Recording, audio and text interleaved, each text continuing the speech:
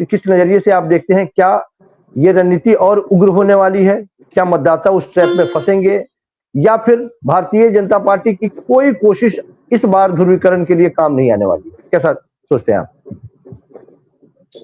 निश्चित तौर पे चूंकि आपने प्रारंभ जब किया तो उसमें सारी चीजें स्पष्ट कर दी कि किन परिस्थितियों में इन्होंने अपने नारों को बदला, और नारों को बदलने के साथ साथ अपने ये मूल स्वभाव में, मूल चरित्र में आ गए। जो इनका असली चेहरा था, अब उस पे ये फिर से आ गए। 10 साल सरकार चलाने के बाद यदि किसी बड़े देश के प्रधानमंत्री को ये कहना पड़े कि हिंदुओं को खतरा है, तुम्हारा गहना छीन लिया जाएगा, सोना छीन लिया जाएगा, तो इससे शर्म की बात उनके लिए कुछ नहीं हो सकती है।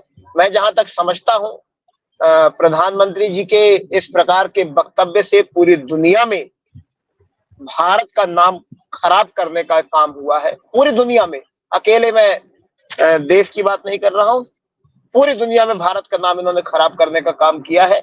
इनको बताना चाहिए था कि हम 2014 में जब आए थे तो हमने बात की थी काला धन लाने की, स्विस बैंकों में जिनके जिनके खाते हैं उनके नाम उजागर करने की बात की थी, वो तो इन्होंने किया नहीं। इनको बताना चाहिए था हमने भ्रष्टाचार खत्म करने की बात की थी, और इन्हें वोट मांगते समय ये कहना चाहिए था कि अगर हमने अपने वादों को पूरे कर दिया हो, 10 साल हमको आपने दिया, और अगर हमने 10 साल में अपने वादे पूरे कर दिए हो तो बिल्कुल हमें सहर्ष वोट दीजिए, और अगर कोई कमी रह गई हो तो अगली बार हम पूरा करेंगे, और अगर ना किए हो काम तो हमको मत जिताइएगा। ये इनको स्पष्ट रूप से कहना चाहिए था। मैं इसलिए इस बात को कहता हूं कि हम जिस पार्टी से आते हैं, आम आदमी पार्टी से, हमारे नेता ने ये कहा, बड़े साहस के साथ कहा।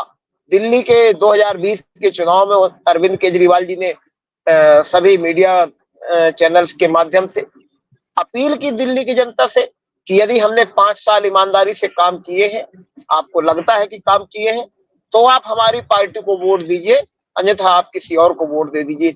और उसका परिणाम आप देखिए कि 70 में से 62 सीटें दिल्ली की जनता ने दिया। भारतीय जनता पार्टी ने तमाम वहां पर नारे दिए। अभी जो फिर से इन्होंने चालू कर दिए, अभी मैं सुन रहा था कि ये भारत और पाकिस्तान का युद्ध हो रहा है।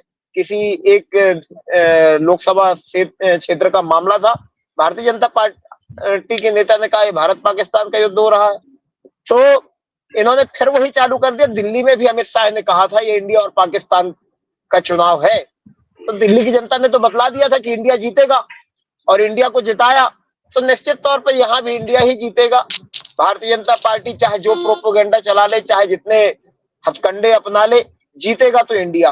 भारतीय जनता पार्टी के प्रवक्ता जुड़ गए हैं, तो स्वागत है उनका भी। हाँ रमाकांत जी, आप जिस बात का जिक्र कर रहे हैं, निश्चित तौर पे वो कन्नौज लोकसभा सीट की बात है, जो मुलायम परिवार। शाहिद जी जुड़ गए हैं इसी बीच। शाहिद जी नमस्कार, स्वागत है आपका। आवाज आ रही है शाहिद जी आपको? जी हम आपकी आवाज आ रही है, मेरी आवाज आ रही है आपको? जी बिल्कुल आ रही है। आप भी रास्ते में हैं, थोड़ा सा डिस्टर्ब हो सकता है। कोई बात नहीं, कोई बात नहीं, अब चलेगा। रमाकांत जी भी रास्ते में है और बाकी 3 लोग हम कम से कम एक जगह पर बैठे हुए हैं।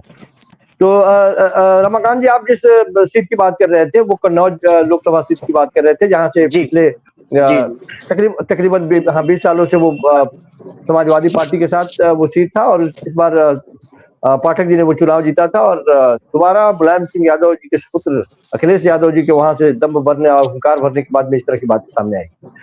हम लोग लौटते हैं